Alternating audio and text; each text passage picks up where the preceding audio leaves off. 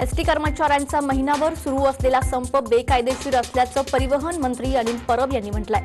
तसेच संपाबाबत राज्य सरकारच्या वतीने सातत्याने तोडगा काढण्याचे प्रयत्न करण्यात आले असंही अनिल परब यांनी म्हटलंय।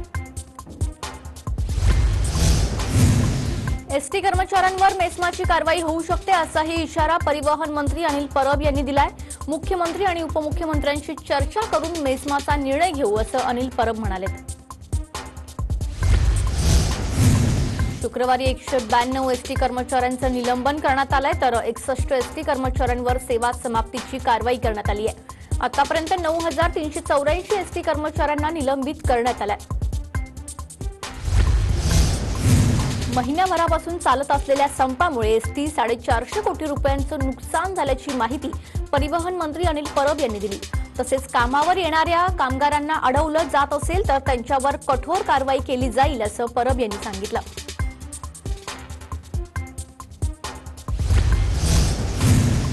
भाजप आमदार शिवेंद्रराजे भोसलेंनी शरद पवारांची भेट घेतली आहे। या भेटीमध्ये सातारा जिल्हा मध्यवर्ती बँकेच्या अध्यक्षपदाबाबत चर्चा झाली असून पवारांनी शिवेंद्रराजेंचं कौतुकही केल्याचं समजतंय। महाराष्ट्रात ओमिक्रॉनचे 28 संशयित रुग्ण आढळल्याची माहिती मिळते। यामध्ये मुंबई, पुणे, ठाण्याचे रुग्ण असल्याची माहिती आहे। दरम्यान 28 पैकी 10 संशयित रुग्ण हे एकट्या मुंबईतले असून त्यांच्या अहवालाची प्रतीक्षा सुरू आहे। ओमिक्रॉनचा व्हेरियंट अँटीबॉडीजना भेटू शकत नाही असं तज्ज्ञांचं मत आहे। तसेच ओमिक्रॉनची लक्षणं सामान्य असून घाबरू नका असं आवाहन आरोग्य मंत्री राजेश टोपे यांनी केलंय। ओमिक्रॉनने प्रशासनाची चिंता वाढवली असतानाच गेल्या महिन्याभरात सांगली महापालिका क्षेत्रात 86 लोक परदेशातून आल्याची धक्कादायक माहिती आयुक्तांनी दिली आहे। महापालिकेने या लोकांचा शोध सुरू केला असून त्यांची आरटीपीसीआर चाचणी देखील आता केली जाणार आहे। अकोल्यामध्ये लसीकरणाला गती देण्यासाठी प्रोत्साहनपर योजना राबवली जाते। डिसेंबरपर्यंत 90% पेक्षा जास्त नागरिकांचं लसीकरण करून घेणाऱ्या ग्रामपंचायतींना विशेष पुरस्काराने सन्मानित करण्यात येणार आहे। कर्नाटकात ओमिक्रॉन विषाणूचे 2 रुग्ण आढळून आल्यामुळे सीमावर्ती सोलापूरचे प्रशासन अधिक सजग झालंय। सोलापुरात प्रवेश करताना आरटीपीसीआर चाचणीसह कोरोना लसीकरणाच्या दोन्ही मात्रा घेतल्याचं प्रमाणपत्र पाहिलं जातंय। कर्नाटक सरकारकडून सांगली जिल्ह्यातील प्रत्येक बॉर्डरवर चेकपोस्ट उभारण्यात आलेत। तसेच आरटीपीसीआर रिपोर्ट निगेटिव्ह असेल तरच कर्नाटकात प्रवेश दिला जाणार आहे। नागपुरात ओमिक्रॉनचा सामना करण्यासाठी मनपा प्रशासनाकडून 450 बेड्स आणि 1100 ऑक्सिजन सिलेंडरची सोय करण्यात आली आहे। विदेशातून आलेल्या प्रवाशांचं विलगीकरण करण्यात येणार आहे। मागील 15 दिवसात औरंगाबादमध्ये आलेल्या 18 जणांची आरटीपीसीआर चाचणी करण्यात आली होती। या 18 नागरिकांचे रिपोर्ट हे निगेटिव्ह आले आहेत। यामुळे औरंगाबादकरांना मोठा दिलासा मिळालाय। बुलडाण्यात एका नवरदेवाने लग्नात सामाजिक बांधिलकी जपली आहे। मोहम्मद आमिर असं या नवरदेवाने लग्नात आलेल्या वराडींना मौलवींच्या मदतीने कोविड लस घेण्याचं आवाहन केलंय। या आवाहनानंतर वराडींनी कबूल है म्हणत शेजारी सुरू असलेल्या लसीकरण मोहिमेत जाऊन लस घेतली आहे।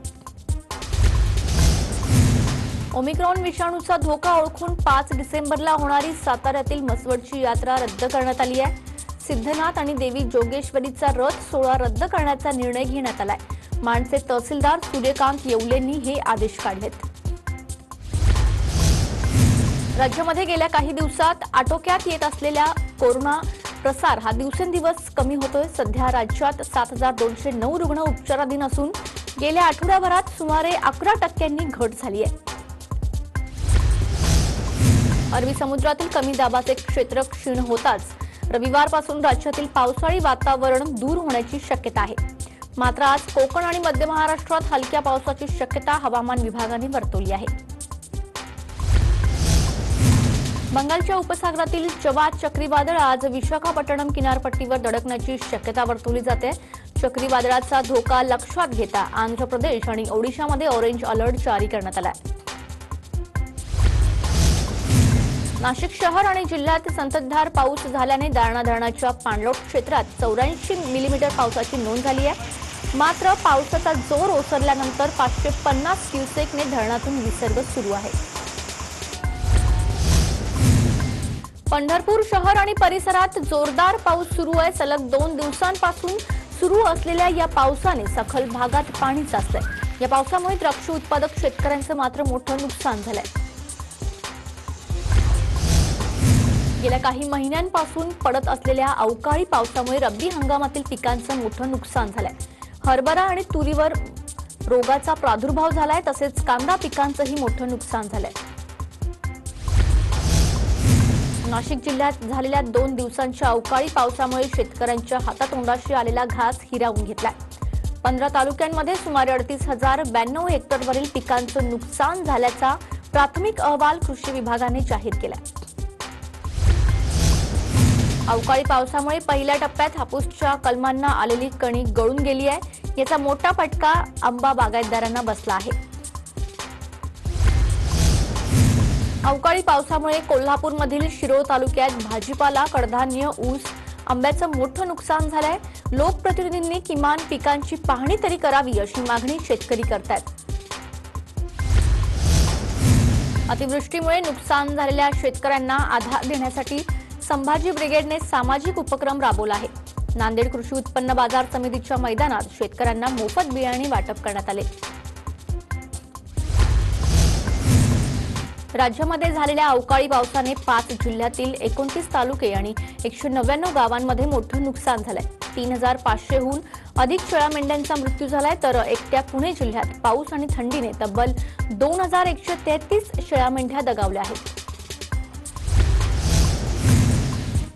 राज्यामध्ये अवकाळी पावसामुळे मृत्युमुखी पडलेल्या पशुधनास तात्काळ नुकसान भरपाई देणार असल्याची माहिती पशुसंवर्धन विकास राज्यमंत्री दत्तात्रय भरणे यांनी दिली आहे। शुक्रवारी बारामतीतील सुपा कुतवळवाडी या ठिकाणी जाऊन त्यांनी पाहणी केली आहे। पंतप्रधान नरेंद्र मोदी यांच्या जलजीवन या महत्वाकांक्षी योजनेत राज्यातील पाणीपुरवठा व स्वच्छता मंत्री गुलाबराव पाटील यांच्या जळगाव जिल्ह्याने आघाडी घेतली असली तरी पालघर, नंदुरबार, बीड, यवतमाळ हे जिल्हे अद्यापही तहानलेलेच आहेत। कृषी पंपाच्या वीज बिलातील थकबाकीत सुमारे 66% सूट मिळवण्याची संधी राज्य शासनाने महाकृषी ऊर्जा अभियानाद्वारे शेतकऱ्यांना दिली आहे।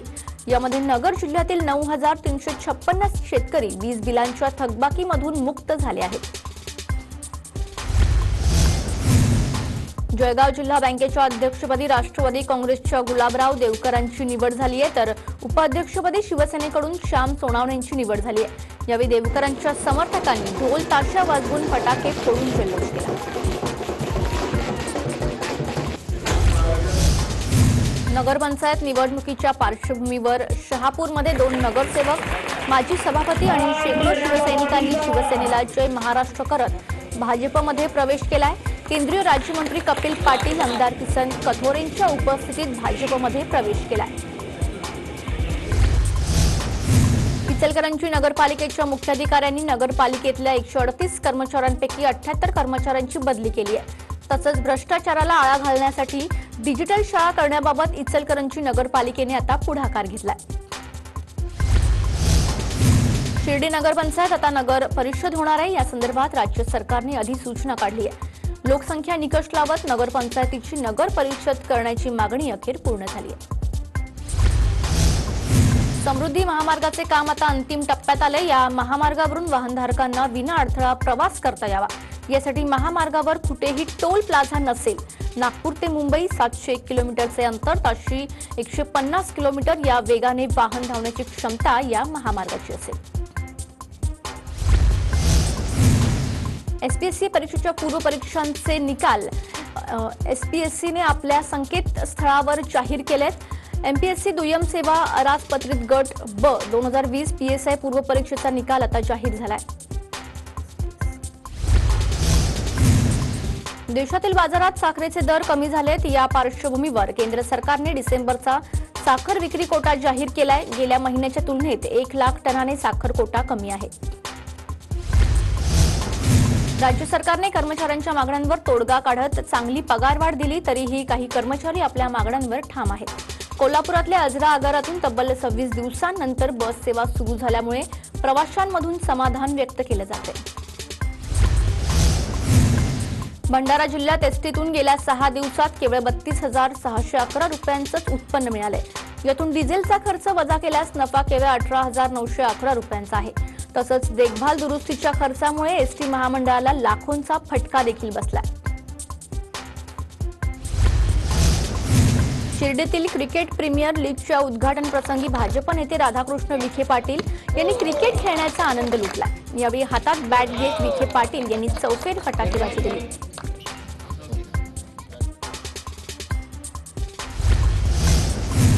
इगतपुरातील बिबळेवाडीत खड्ड्यांमुळे एका तरुणाचा बळी गेलाय. याच्या निषेधार्थ नागरिकांनी रास्ता रोको आंदोलन केलं. यावेळी रस्त्यांची लवकरात लवकर दुरुस्ती केली जाईल असं आश्वासन अभियंत्यांनी दिल्यानंतर आंदोलन मागे घेण्यात आलं. रेल्वे गाड्यात धूम्रपान केल्यामुळे होणाऱ्या दुर्घटना थांबवण्यासाठी दक्षिण पूर्व मध्य रेल्वेच्या नागपूर विभागाने अभियान सुरू केलंय. या अभियानात 33 जणांविरुद्ध कारवाई करून त्यांच्याकडून 6,600 रुपये दंड वसूल करण्यात आलाय. कोल्हापूर स्पोर्ट्स असोसिएशनची आंतरराष्ट्रीय पॅरा टेबल टेनिसपटू वैष्णवी सुतार हिचा दिव्यांग दिनाचे औचित्य साधून राष्ट्रपती रामनाथ कोविंद यांच्या हस्ते सन्मान करण्यात आला. पुणे नाशिक महामार्गावर खेड घाटात चालत्या कारने पेट घेतलाय. नारायणगाववरून पुण्याच्या दिशेने जात असताना कारने अचानक पेट घेतला. यामध्ये कोणतीही जीवितहानी झाली नाही. हिंगोली जिल्हाधिकारी कार्यालयातील पुरवठा विभागातील दोघे अधिकारी एसीबीच्या सापळ्यात अडकले आहेत. निलंबित रेशन दुकान सुरू करण्यासाठी दोघांना लाच स्वीकारल्यानं एसीबीने कारवाई केली आहे. गोंदियामध्ये चिरेखनी शेत शिवारातील अवैध दारूच्या अड्ड्यांवर पोलिसांनी छापा टाकला. या कारवाईत 2 लाखांचा मुद्देमाल पोलिसांनी जप्त करत दोघांना अटक केली आहे, तर एक जण फरार झालाय. औरंगाबादच्या सिल्लोडमध्ये शेतकरी दाम्पत्यानं आत्महत्या केली. सततच्या नापिकी कर्जबाजारीपणाला कंटाळून दोघांनी टोकाचं पाऊल उचललं. वर्ध्यामध्ये व्याजाच्या 2,000च्या पैशाच्या वादातून अंगावर गाडी घालून एकाची हत्या करण्यात आली. नागसेन नगरात ही धक्कादायक घटना घडली. या प्रकरणी पोलिसांनी आरोपीला अटक केली आहे. विरारच्या अर्नाळा परिसरात सापडलेल्या तरुणीच्या मृतदेहाचा गूढ अखेर उकललाय. लग्नाचा तगादा लावत असल्याने प्रियकराने मित्राच्या मदतीने तरुणीची हत्या केल्याचं उघड झालंय. या प्रकरणी दोघांना पोलिसांनी अटक केली आहे. उल्हासनगरमध्ये भावानेच बहिणीची हत्या केल्याची घटना घडली आहे. 2 दिवसांपासून बहिणीचा मृतदेह घरातच पडून असल्याने दुर्गंधी पसरल्यानंतर रहिवाशांनी पोलिसांना माहिती दिली आणि हा प्रकार समोर आला. यवतमाळच्या पुसद तालुक्यातील काळी दौलत गावात क्षुल्लक कारणावरून 22 वर्षाच्या युवकाची तलवारीने हत्या करण्यात आली. त्यामुळे गावात तणावाचं वातावरण निर्माण झालंय.